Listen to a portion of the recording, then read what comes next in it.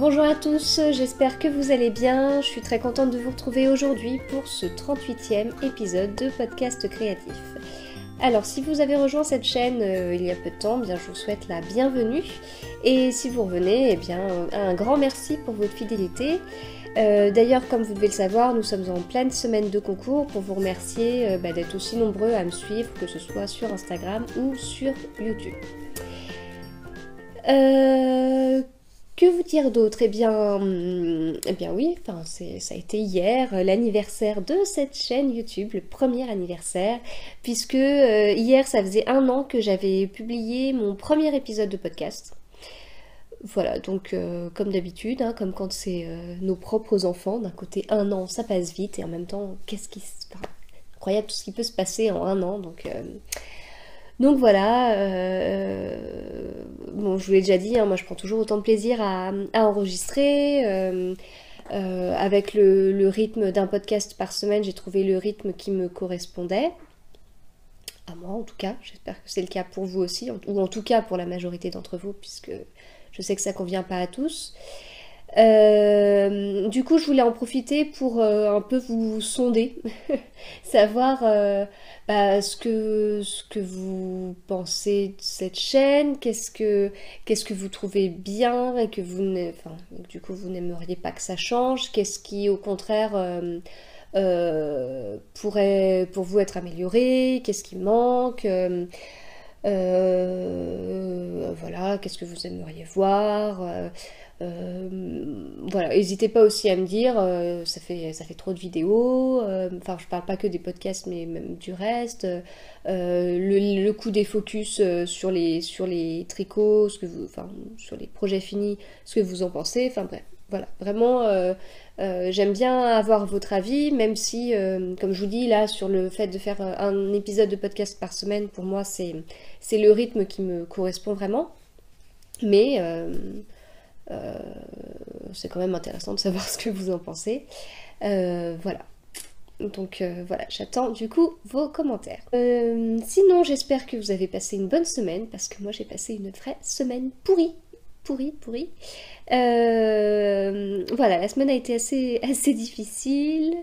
Le tricot m'a bien aidée, comme on dit, des fois on parle de trichothérapie, etc. Mais là, c'est vrai que ça m'a quand même, ça m'a bien aidée. J'ai eu des soucis de santé avec notamment 2 intolérances à 2 médicaments différents. On a été 2 fois aux urgences pour 2 raisons différentes. Voilà, donc pas mal de choses. Semaine, voilà, pas très bonne semaine. Donc ça m'ennuie que ce soit au mois de janvier parce qu'on n'a pas très bien fini l'année 2017. Et là, voilà, cette semaine de janvier, j'ai pas envie de me dire qu'on commence mal l'année parce que voilà, c'est dur de se dire que les 11 prochains mois seront pareils, mais allez, on y croit, ça va aller mieux. Alors aujourd'hui, beaucoup de tricot, mais pas que, puisque j'ai fait un petit peu de couture, j'ai fait quand même de la couture. Voilà, et puis sinon il y aura un petit peu de blabla, soit à la fin, soit dans la partie tricot, je sais pas encore. Voilà.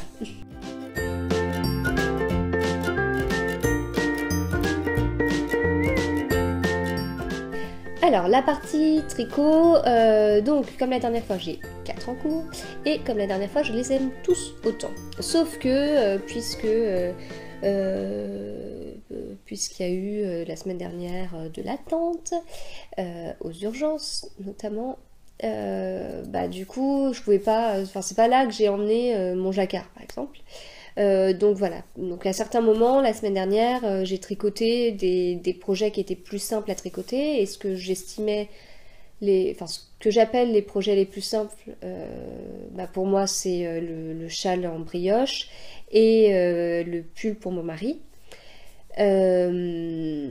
Voilà, donc ceux-là sont facilement transportables, sauf que le pull de mon mari, je suis arrivée à la séparation du corps et des manches, donc du coup je pouvais plus le transporter comme je voulais. Voilà, mais en tout cas le reste du temps, quand j'avais du temps à la maison pour tricoter, le soir en fait, quand j'étais à la maison le soir et que je pouvais tricoter, du coup tous mes encours me plaisaient. Voilà, 3 minutes pour dire tous mes encours me plaisent. Donc, je me suis dit, laissons place au hasard. Alors, je rigole parce que, en fait, l'année dernière, il y a un mois, quand je tricotais, j'avais vraiment... quand j'avais plusieurs encours, en fait, je le vivais pas bien parce qu'il y avait un encours qui me plaisait plus qu'un autre, et il y en avait toujours un que je considérais un peu comme encours boulet. Donc, j'avais pas une bonne conscience de le laisser de côté... parce que j'ai pas envie de l'avancer, et même quand je l'avance, j'ai pas envie de l'avancer, et quand j'avance pas, je suis pas contente. Donc voilà. Mais là, mes encours, ils me plaisent tous. Donc voilà, c'est pour ça que je me suis dit, je peux laisser la place au hasard, parce qu'en fait, si je lance un dé, et bien que je tombe sur n'importe quel chiffre, je serai contente. Et j'ai pas de deadline, tous mes encours participent à des cals, mais avec des dates de fin qui sont facilement gérables, même si c'est pas un encours que j'avance tous les jours. Voilà. Donc, voilà. Donc je me suis dit que j'allais lancer le soir un dé. Si vous me suivez sur Instagram, vous l'avez peut-être vu dans ma story. Donc le 1, ça correspond à mon châle en brioche, donc le premier encours que j'ai commencé.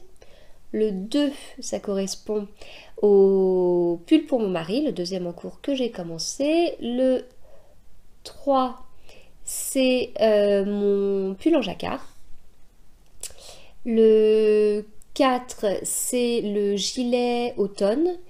Le 5, c'était pour le point de croix. Et pour le 6, alors le 6, j'ai hésité à mettre couture, mais je me suis dit, oh là, vu comment je suis avec la couture, si je tombe sur 6, ça va pas me plaire. Donc 6, je rejoue. Et voilà, je me suis amusée à faire ça, mais quand je dis amusée, c'est vraiment ça, j'adore ça. Je trouve ça vraiment rigolo.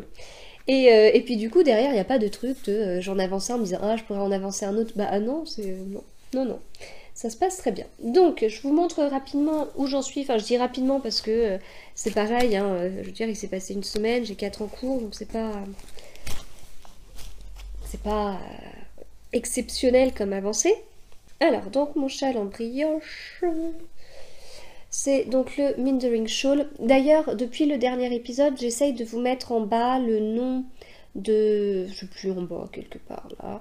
Le nom du modèle et le nom du designer.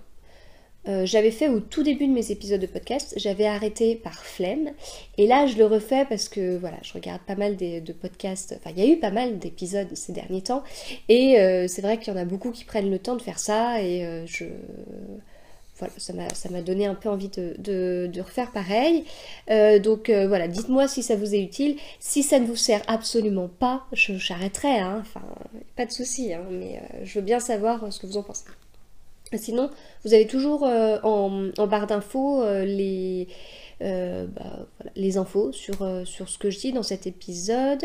Et pareil, s'il manque des choses, peut-être que des fois j'oublie de vous dire la laine que j'utilise ou des trucs comme ça, dites-le moi. Donc mon Mindering Shawl de Stephen West, qui est toujours un châle en brioche à 2 couleurs, avec un zigzag au milieu, qui est fait par des jeux d'augmentation. Voilà, donc ça c'est le côté endroit, et là c'est le côté envers, et j'ai toujours une préférence pour ce côté envers. Donc je tricote avec des laines que j'éteins de moi-même, et ça c'est la deuxième écheveau à speckles que j'éteins. Donc il a pas trop mal avancé. Du coup j'en ai profité pour vous faire un tuto sur la brioche bicolore. Alors c'est la manière dont je vois les choses sur la brioche. Beaucoup m'ont demandé si j'allais faire un tuto sur les augmentations, les diminutions ou la mise en place de la brioche. C'est pas prévu pour le moment. Voilà. Ensuite, donc oui, d'ailleurs le châle brioche, je le fais en trio avec Mylène du compte Instagram Milou Pépé et Alice du compte Instagram Lapin d'Alice, qui a aussi, enfin toutes les deux d'ailleurs ont une chaîne YouTube, et je fais des grands coucous à Alice parce que c'est vrai que Elle a eu le temps de faire un superbe châle en brioche avec des motifs et tout, le Sizzle Pop, si je me trompe pas, de Knit Graffiti. Je sais plus son nom. Knit Graffiti, c'est sur Instagram, mais je sais plus sinon. Et voilà, il est trop beau. Elle a eu le temps de faire ça, alors que moi, le mien, qui est plus simple, a beaucoup moins avancé. Mais bon, elle recommence de la brioche, donc ça fait déculpabiliser. Merci Alice. Alors ensuite, le pull pour mon mari. Donc le pull pour mon mari, je vous l'ai déjà dit, c'est la première fois que je tricote pour lui. Je lui tricote un pull dans une laine assez épaisse. C'est a priori de la Aran. Voilà, de la Country Tweed, de cheval blanc, je ne répète pas la composition. Comme c'est la première fois que je tricote pour lui, j'étais plus rassurée d'avoir un modèle qui se commençait par le haut pour pouvoir l'essayer régulièrement. Donc voilà, j'ai trouvé ça. Et j'en suis justement à la séparation du corps et des manches. Donc en haut, on a un point gaufre. Bon, je crois que vous voyez pas grand chose, mais...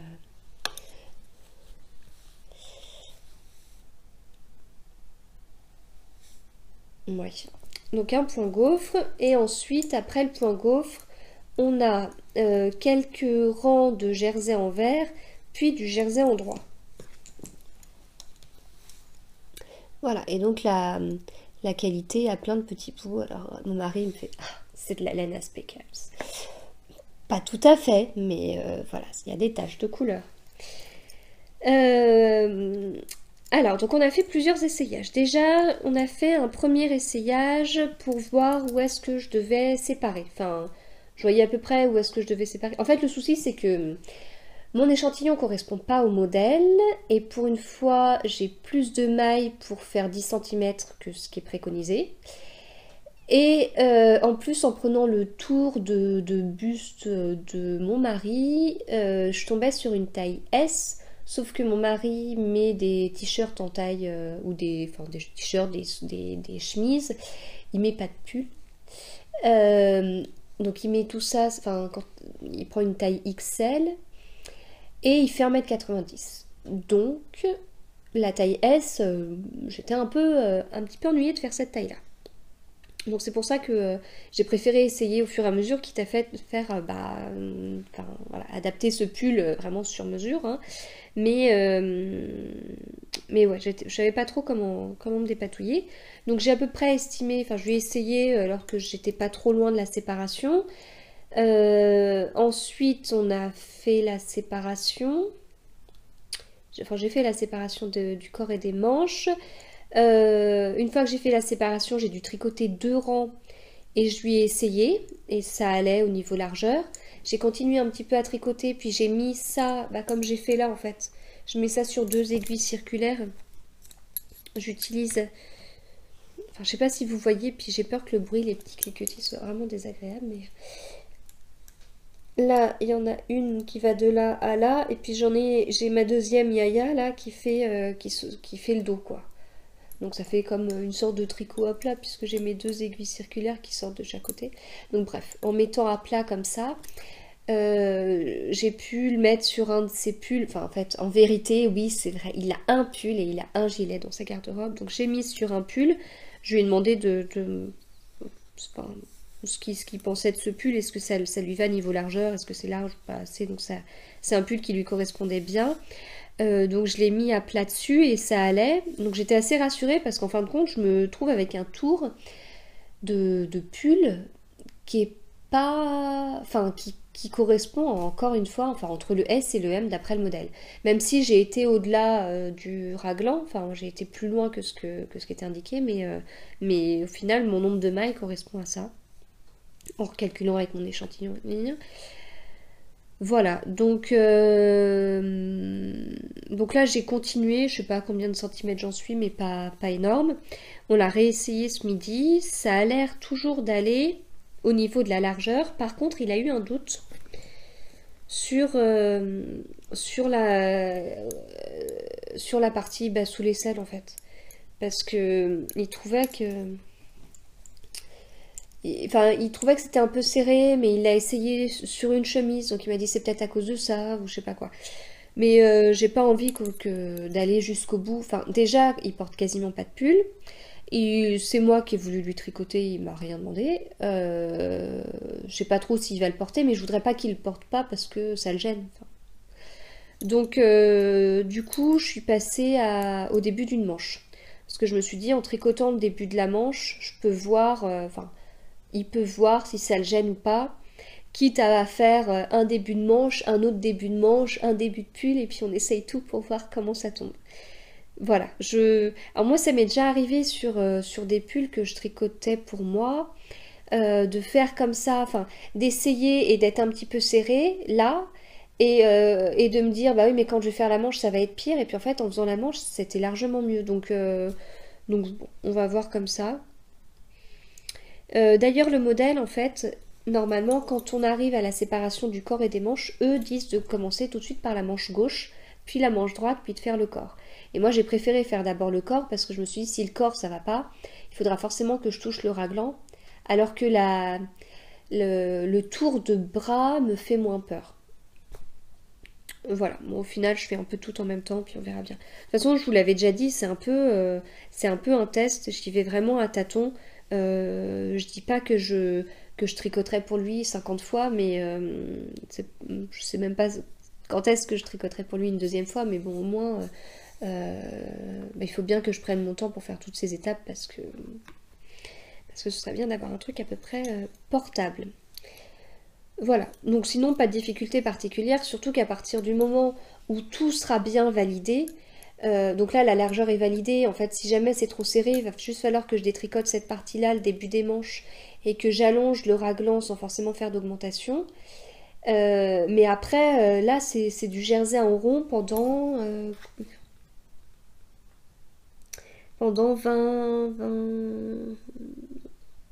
26, 27 pouces. Donc voilà, sachant que 4 pouces ça fait 10 cm, je vous laisse calculer. J'ai calculé et je me suis dit, tout ça, non c'est pas possible. Donc voilà, j'en ai pour un petit moment. Donc ça c'était mon encours numéro 2. L'encours numéro 3, c'est le pull en jacquard. Bon c'est pareil, il a un petit peu avancé je trouve. En fait j'ai eu un petit coup de motivation là pour le jacquard parce que au début je me dis je le faisais bon j'aime toujours autant, mais je dis ça avance pas, c'est bizarre, ça avance pas, ça avance pas, puis à un moment donné je l'ai mesuré, je me suis dit bah la vache ça a vachement avancé, et puis là tout allait mieux.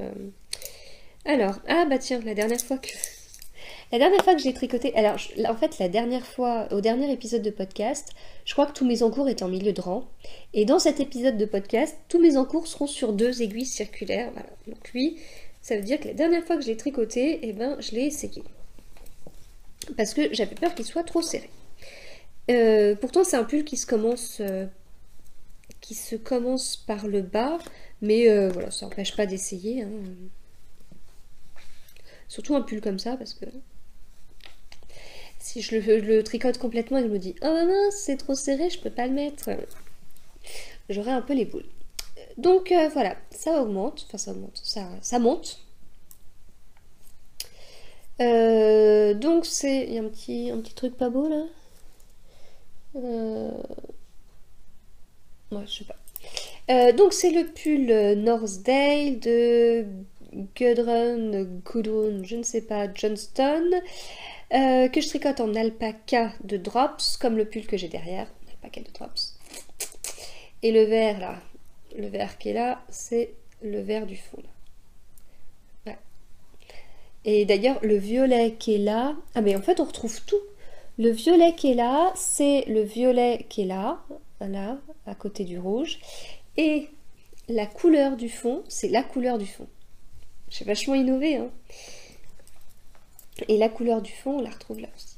Donc voilà, donc c'est toujours aussi agréable à tricoter. J'ai toujours pas retenu le motif qui est sur, je sais plus combien de rangs. Mais en fait, il est sur beaucoup de rangs. Il est sur beaucoup de rangs parce que, enfin, il est sur 18 rangs. Mais en fait, c'est un motif décalé. Donc je pense, enfin, en fin de compte, je pense qu'il est fait que sur 9 rangs, si je me trompe pas. Bah non, en fait, parce qu'à un moment donné, il est en haut et en bas. Non, je pense que c'est bien sur 18, hein. Ça se répète pas, parce que d'un côté, on fait le violet, le triangle avec la pointe vers le bas, vert, triangle avec la pointe vers le haut, vert avec le triangle, triangle à la pointe vers le bas, et violet, triangle, la pointe vers le haut. Donc après, oui, bon, c'est le même motif qui se répète en se décalant un petit peu, en inversant les couleurs. Mais j'ai toujours pas retenu. Voilà, je regarde tout le temps le diagramme. Et en plus, comme c'est un pull qui a des augmentations et des diminutions sur le côté parce qu'il suit bien la forme du corps, j'ai toujours un doute quand je dois reprendre le rang à me dire, bon alors là, j'en étais à tant de diminutions, donc je reprends à 4 mailles du diagramme. Bon, après, j'aurais peut-être pu me faire des trucs, me le noter ou j'en sais rien, mais tant pis. Ou me faire X diagramme, ça c'est le diagramme quand je fais une diminution, mais bon, tant pis. Voilà. Et donc à l'intérieur, il est comme ça. Donc je vous avais déjà dit, le motif, bah, je ne l'ai pas retenu, mais c'est pas trop compliqué au niveau croisement de fils, ce qui fait que là c'est quand même assez propre parce que au maximum on a 3 mailles à sauter. Les 3 mailles, c'est quand on fait le triangle plein, là, on a 3 mailles d'affilée, soit violet, soit vert, et du coup, bah, il faut qu'on saute avec la couleur principale, ce truc de 3 mailles. Donc voilà, c'est pour ça que c'est assez, ça reste assez propre derrière, alors que sur les côtés, ça a l'air un petit peu moins. Donc sur les côtés, on a une maille en vert, là, pour faire une fausse couture, donc sur l'endroit, on a sur l'endroit là, on a une maille en vert. Et du coup, avec le motif qui s'arrête d'un côté et qui reprend de l'autre, et cette maille en vert couleur principale, on peut être amené à sauter bien plus de 3 mailles, voire jusqu'à 5 mailles. Et dans ces cas-là, enfin oui, si on a plus de 5 mailles, dans mon cas, je croise les fils. Voilà. Donc oui, je vous disais, j'ai mesuré et j'en étais à je sais plus combien de centimètres, 15 je crois. Je crois que j'étais à 15 centimètres sans compter les côtes et il en faut 30 sans compter les côtes pour arriver à l'emmanchure.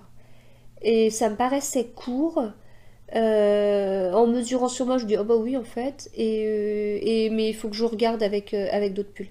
Le souci c'est que c'est un peu tard parce que comme j'ai déjà fait les diminutions pour la taille et que je commence à faire les augmentations, si j'agrandis au-dessus de tout ça, bah c'est comme si je déplaçais ma taille vers le bas. Or, moi, c'est pas ça que je veux. Je veux pas déplacer ma taille vers le bas. J'aurais voulu rallonger sur les fesses. Voilà. Bon, après, si je rallonge de 2 centimètres, je pense que c'est pas grave, c'est pas la fin du monde. Ça épousera un petit peu moins bien la forme de mon corps. Mais voilà. Donc toujours aussi sympa à tricoter, juste un peu de... Bah, comme je dois encore lire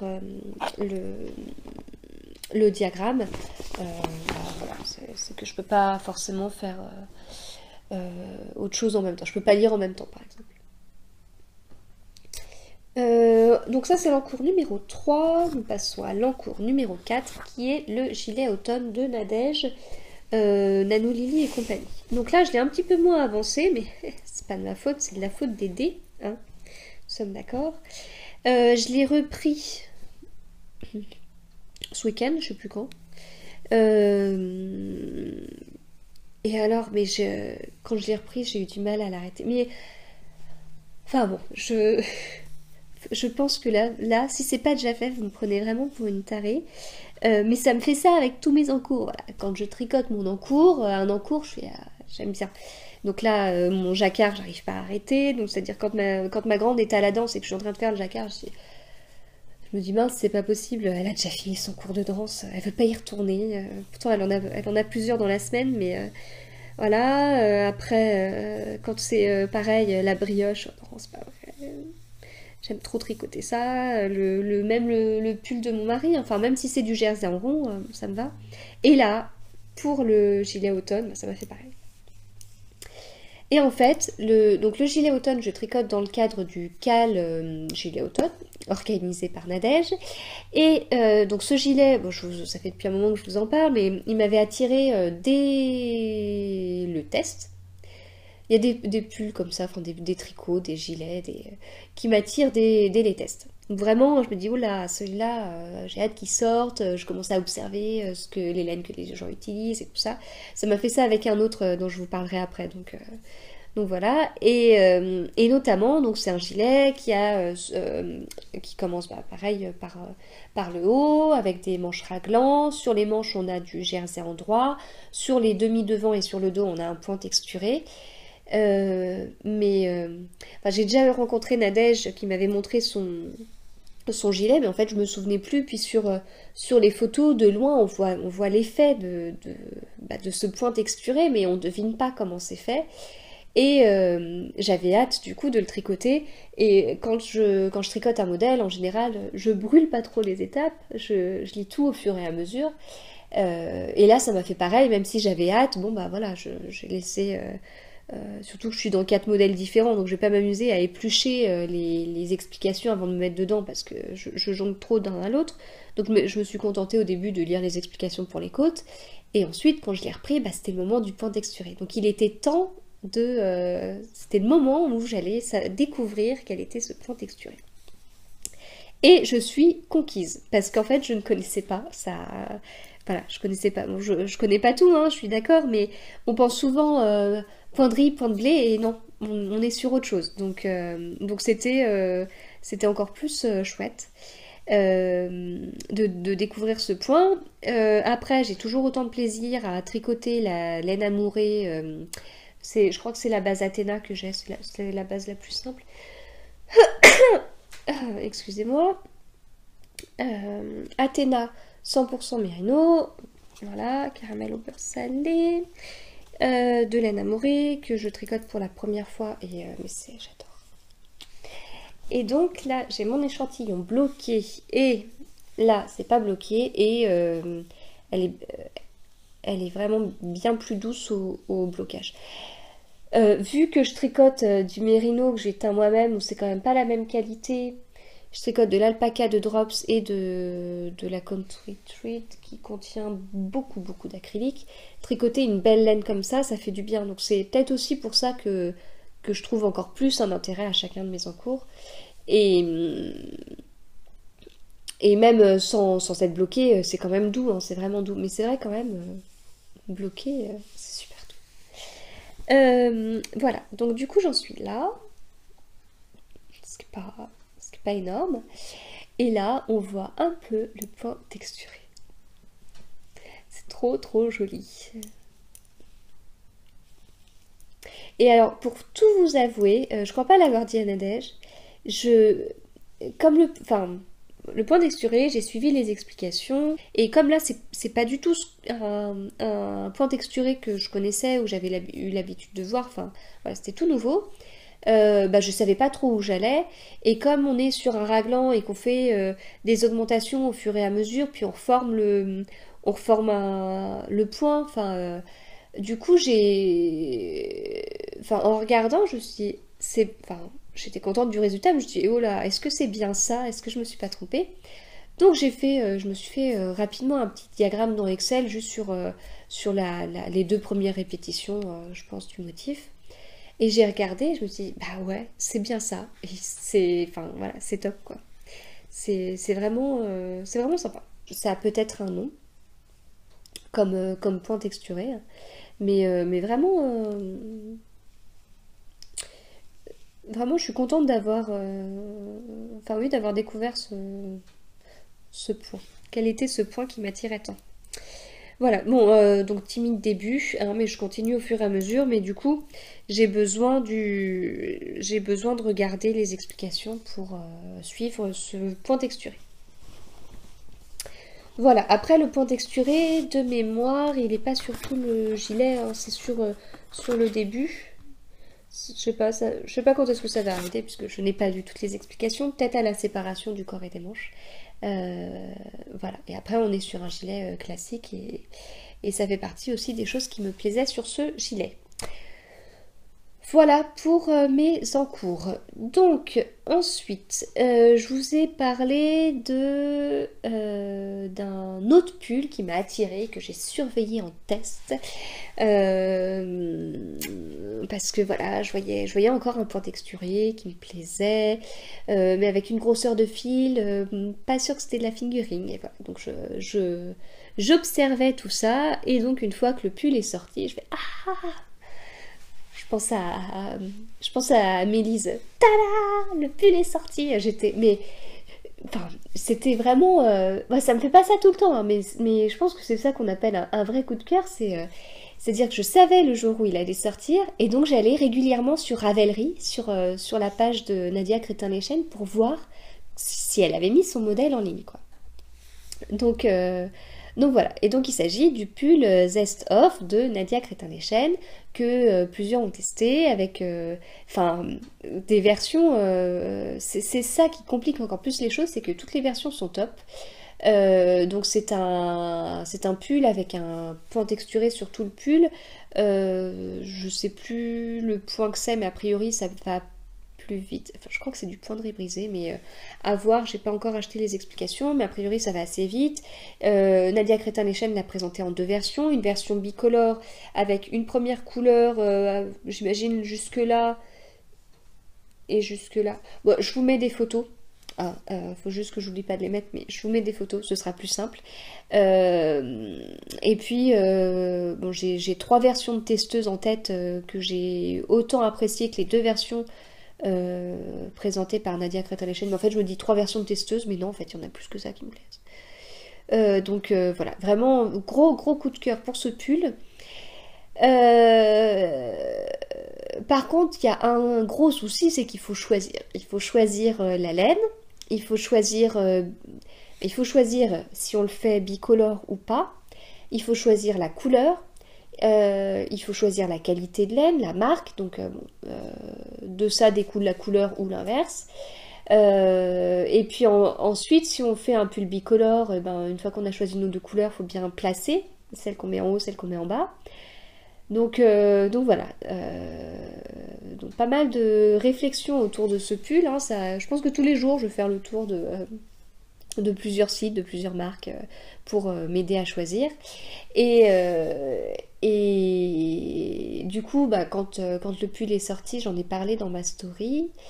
Et on s'est dit avec MJ, du podcast et du compte Instagram Margeva, qu'on allait organiser un call.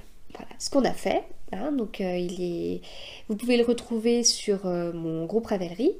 On a essayé de mettre un délai assez large parce qu'on a des choses à finir et puis au final, vu toutes les réflexions qu'il y a autour, enfin avant de se lancer dans ce pull, le début sera le 15 février, après l'AEF.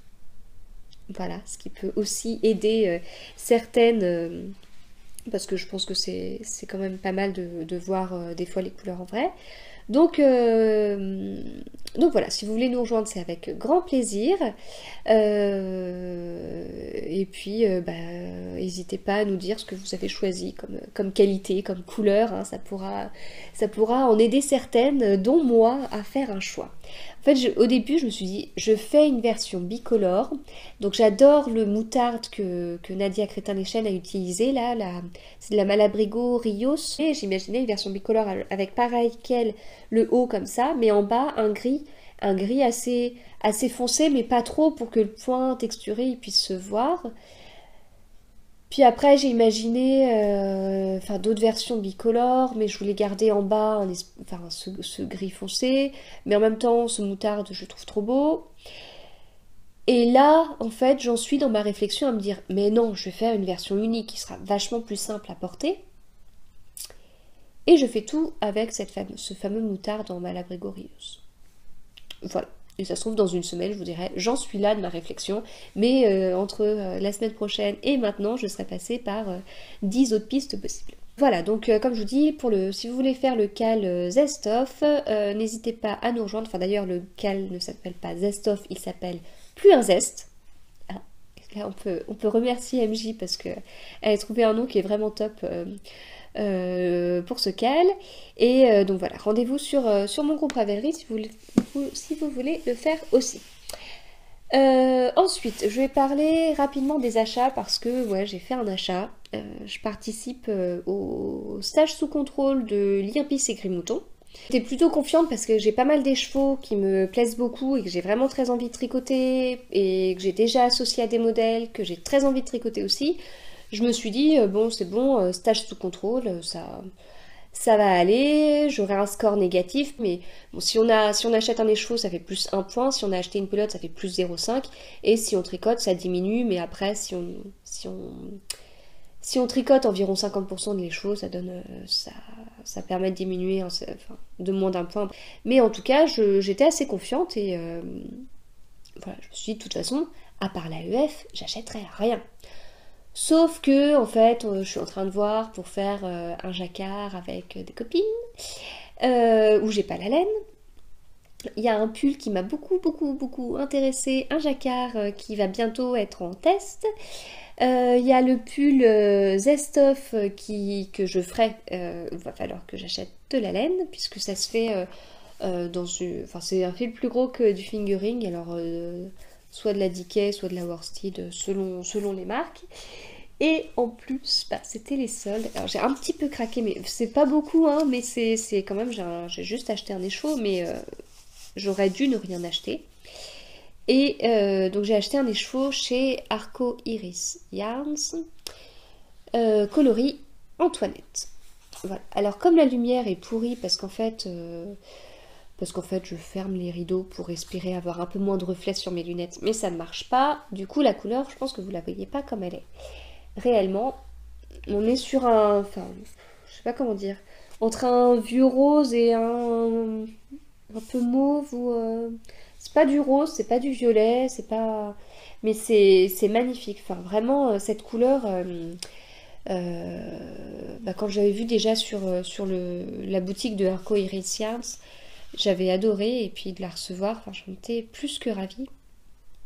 Donc je sais pas du tout ce que je vais en faire. Mais voilà, les chevaux est là et n'attend qu'à être tricoté. Voilà, bon du coup je passais un petit peu au blabla tricot. Donc c'était pour vous dire un petit mot sur l'AEF. J'y serai le samedi accompagnée de ma copine MJ. Voilà, donc on fera le tour des stands. N'hésitez pas à venir nous voir. Et je serai aussi à l'AEF Pro le dimanche après-midi. Voilà. Donc c'est tout pour la partie tricot. Je passe au petit bout couture où je vais vous parler du Sweet Gems de Super Bison. Alors, Super Bison a sorti il n'y a pas très longtemps, enfin il y a quelques semaines, enfin il n'y a pas très longtemps, en même temps le temps passe donc je ne sais plus exactement quand est-ce que c'était. Ils ont sorti un sweat pour petit garçon avec un petit col sympa. Enfin du coup le sweat m'a bien plu parce qu'en regardant comme ça il paraissait pas trop compliqué à faire. Il y avait des poches, mais je sais que les poches, je peux facilement les zapper. Hein, ça simplifie le travail. Et en plus, j'avais 2 tissus sweat à la maison et je voulais faire le sweat Mitch de la maison Victor. J'en ai déjà fait 2. Mais le souci du sweat Mitch, c'est que il nécessite du bord-côte pour le bas des manches, le bas du sweat et ici. Et puis il y a même un petit V fait avec du bord-côte. Alors je pense que j'aurais pu changer le bord-côte en en prenant mon tissu sweat et en le pliant en 2.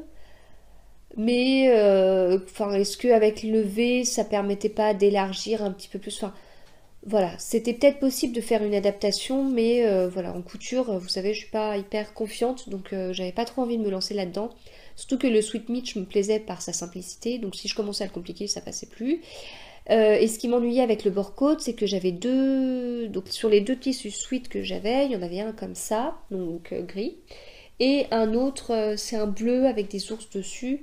Et réussir à trouver le bord-côte qui a la bonne couleur, donc là le bon gris, ou alors, si je mets du noir, ça va trop trancher.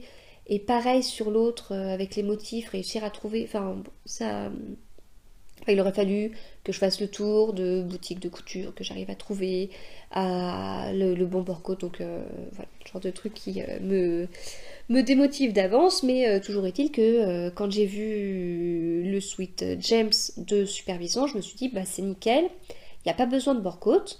Ça a l'air simple à... Enfin, en fait, mis à part la différence sur le col, sinon ça ressemble au Sweet Mitch. Enfin, donc il n'y a pas de souci particulier, d'après ce que je voyais. Voilà, donc du coup j'étais déjà un petit peu motivée pour coudre. En plus mon fils aime bien porter des sweats. Ensuite, j'ai vu dans la story de Liz Taylor qu'elle était en train d'en coudre un, ou alors qu'elle comptait en coudre un, enfin je sais plus, pour son fils, enfin son fils aîné, pour Mathias. Donc voilà, du coup je me suis dit, bah, elle va certainement faire un article sur son blog ou en parler dans son prochain épisode de podcast. Donc voilà, j'attends, comme ça je connaîtrai son avis. Même si je suis d'accord, on n'a pas du tout le même niveau de couture, mais je me suis dit, si elle a rencontré des difficultés, elle en parlera et voilà, ça, je saurai si je dois me lancer ou pas. Et donc elle a fait un épisode de podcast, elle en a parlé, elle a fait 2 versions, une avec des poches et une sans les poches, et voilà, il n'y avait pas de soucis particuliers, donc voilà. Donc là j'étais un petit peu plus motivée. Mais j'ai pas encore... Enfin, c'est pas dès le lendemain que j'ai sauté le pas, quoi. Puis, la semaine dernière, mon fils est tombé, il s'est fait mal là, c'était ouvert sur 2 cm, mais c'était pas hyper profond, donc il a eu qu'un seul point. Et je me suis dit, bah voilà, du coup il faut que c'était le déclic qui me manquait, je pense, pour pouvoir coudre pour lui. Donc j'ai commencé à à couper les pièces mercredi soir. Et j'ai dû les... En fait, j'ai commandé le patron mercredi après-midi. J'ai coupé dans mon PDF mercredi soir. Et j'ai coupé mes pièces mercredi soir et j'ai tout assemblé dimanche après-midi. Voilà. Enfin, si je passe vraiment au niveau du patron, pas de souci particulier. Vous avez voilà, un devant, un dos, une bande pour le bas du dos, une bande pour le bas du devant, 2 manches, 2 bandes pour les manches et 2 cols. 2 bandes pour le col, voilà, juste pour faire le col sur le devant et le col sur le derrière. Que dire d'autre? Moi j'assemble ça à la machine, hein. J'ai donc une petite machine à coudre que j'ai achetée en supermarché il y a plus de 10 ans, enfin au début où je suivais Sophie du Tricomonde de Sophie sur son blog et que à force de voir tout ce qu'elle faisait, bah, j'ai eu envie de me mettre à la couture, mais il a fallu attendre longtemps avant que je le fasse. Voilà, et donc même si c'est un tissu sweat qui est assez... c'est un tissu sweat, enfin, il n'est pas plus épais qu'un autre, hein, c'est juste un tissu sweat. J'utilise du coup une aiguille pour tissu stretch. Je crois que j'ai utilisé la taille 90 pour la taille d'aiguille et je couds en point zigzag. Donc moi j'ai 3 points zigzag sur ma machine. J'ai utilisé le point zigzag du milieu, sauf quand j'avais plus de 2 épaisseurs où là j'utilisais le point zigzag le plus grand. Du style pour coudre ici, là, on a ça à coudre, les 2 épaisseurs de cette partie du col, les 2 épaisseurs de cette partie du col. Bah là c'est clair que j'ai pris le point zigzag le plus gros.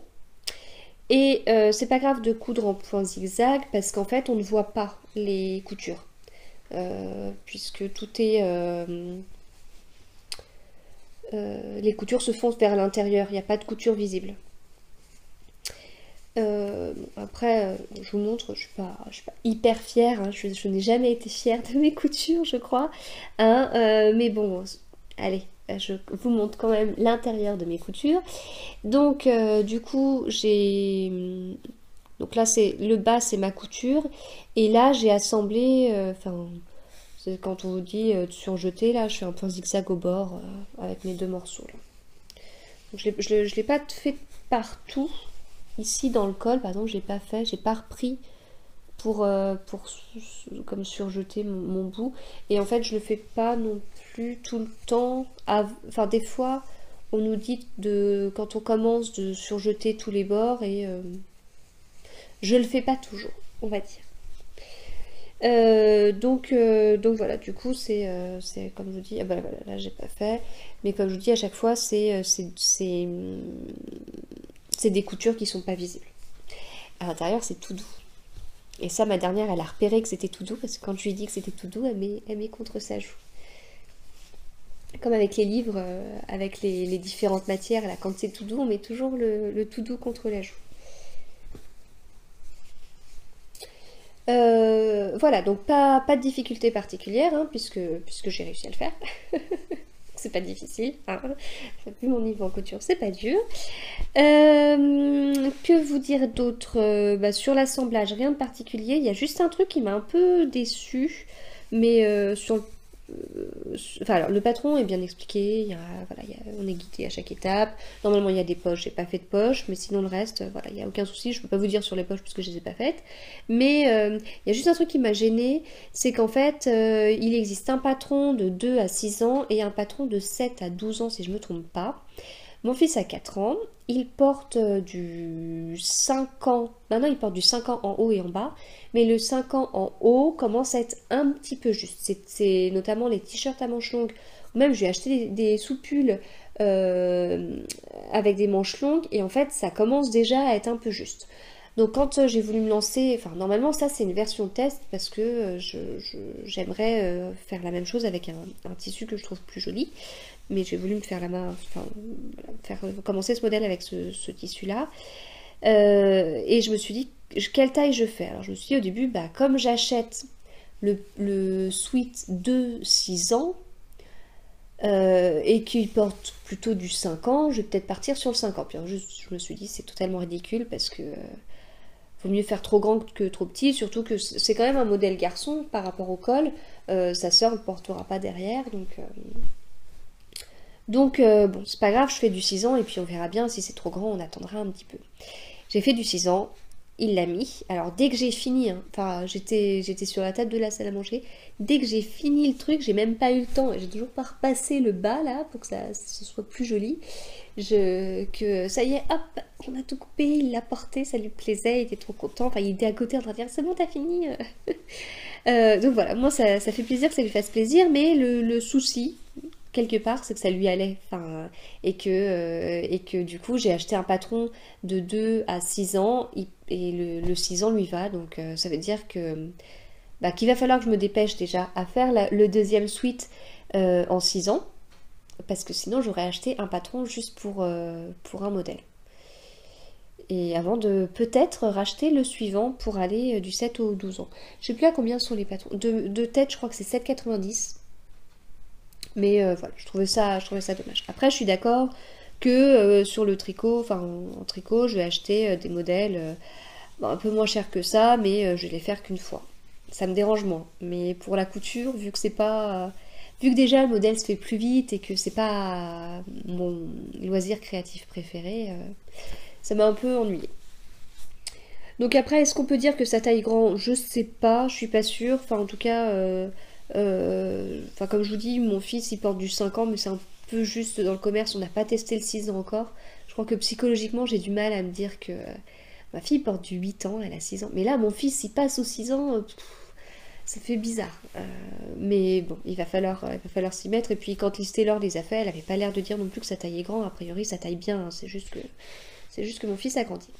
Voilà, donc je vous le conseille en tous les cas, vraiment sympa à coudre, l'effet est aussi bien avec le col. J'ai fait un article sur mon blog si ça vous intéresse. Je vous mets un lien en barre d'infos de cette vidéo si vous voulez aller voir. Voilà, j'ai fait le tour de ce que je voulais vous dire et ça tombe bien parce que je n'ai plus de place sur l'iPad.